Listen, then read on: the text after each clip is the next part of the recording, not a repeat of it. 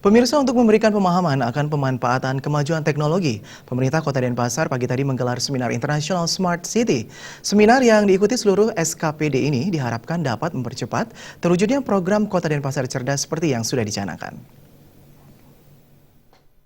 Kemajuan teknologi menjadi salah satu hal yang tidak bisa dihindari, namun dihadapi dalam mendukung kinerja pemerintahan.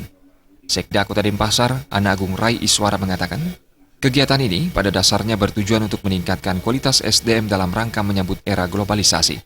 Karena walaupun sarana ada, namun jika SDM tidak siap, maka program Smart City yang dicanangkan pemerintah Kota Denpasar sulit terwujud.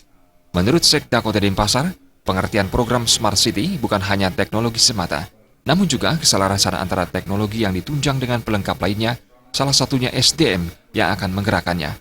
Smart City pada dasarnya adalah bagaimana memproses manajemen pembangunan, sehingga dapat mempercepat proses peningkatan kesejahteraan masyarakat.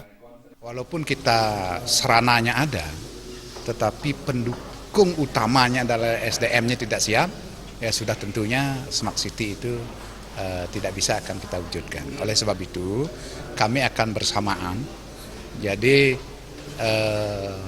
paralel, satu kita meningkatkan sarana prasarana sebagai penunjang lewat IT, ya.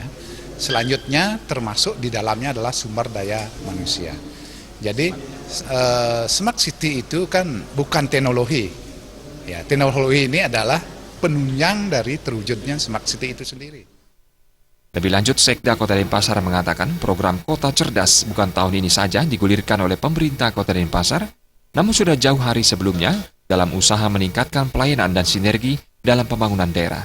Hal tersebut dibuktikan, tahun ini Kota Denpasar masuk dalam 10 kota besar di Indonesia yang masuk dalam Kota Cerdas, dan hal ini akan terus diperbaiki. Kita akan bangun bersamaan, ya, kita bangun bersamaan sehingga kita akan harapkan bersamalah kita memiliki Smart City, ya, Kota Cerdas ini, tidak hanya sepenggal-sepenggal, karena kan relatif kecil, hanya 4 kecamatan kita akan usaha demikian rupa kebersamaannya, tetapi sudah tentunya sekali lagi kita bangun ini melalui suatu proses, dan kita berbangga kita sebetulnya sudah jalan.